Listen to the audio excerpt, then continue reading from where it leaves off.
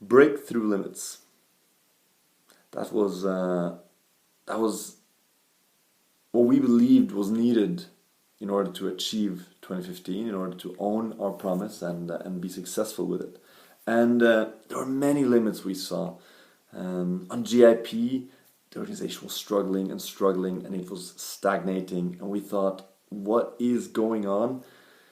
Sales was a problem, supply and demand was a problem, matching was a problem, the system was a problem, commitment was a problem, belief in the program, was it just a work abroad experience, or did we believe it had impact on people being on that program?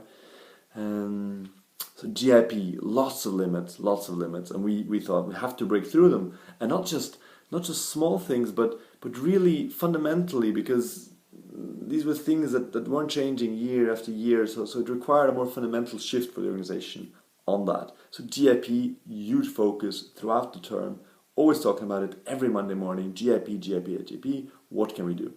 GCDP, it tripled in 3 years from 8,000 to I think around 25,000 in our year, per year realizations. And there were lots of problems, supply and demand problems, delivery problems.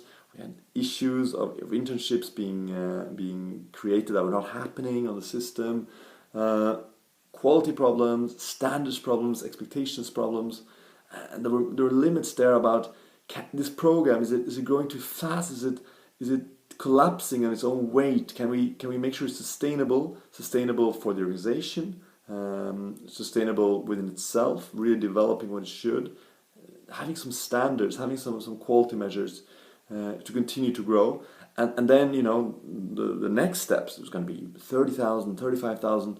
In order to continue to grow, it needed like a stable supply, stable demand. It needed entities to take next step, go from one tier to the next sustainably.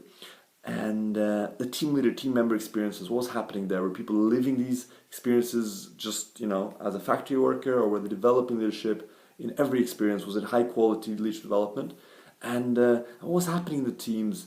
What was happening with MCPs? What was happening with MC teams? Were people working to work, or were they working to learn, or were we there to develop ourselves as well? Limits on that.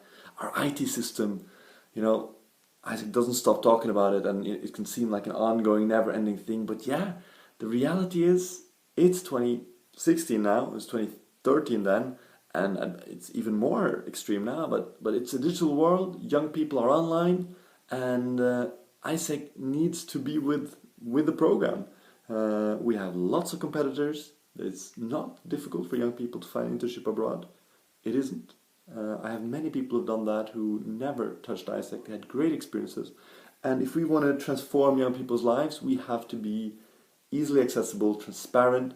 Our business model cannot be based upon, give me your money first, I show you some opportunities later. So it's a huge limit on that. Our mentality, our business case, our IT systems. And more fundamentally, were we committed to each other? Did we have the behaviors to work together? Or was it all about my entity versus your entity? I beat you now. I don't like your internships. You're crap. I won't match with you.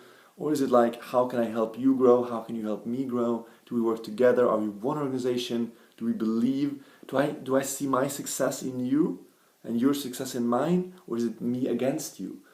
These behaviors, very important to change. And these were the limits we saw. We want to create a big Isaac, a bigger and better Isaac. And finally, we thought we need to get our voice out there. We need to create a partnership with the UN. We need to be involved in the SDG goals development. We cannot be mistaken for a student card every time we present ourselves. We need to be at the floor of the UN. So get those partnerships going, spend resources, make it happen. And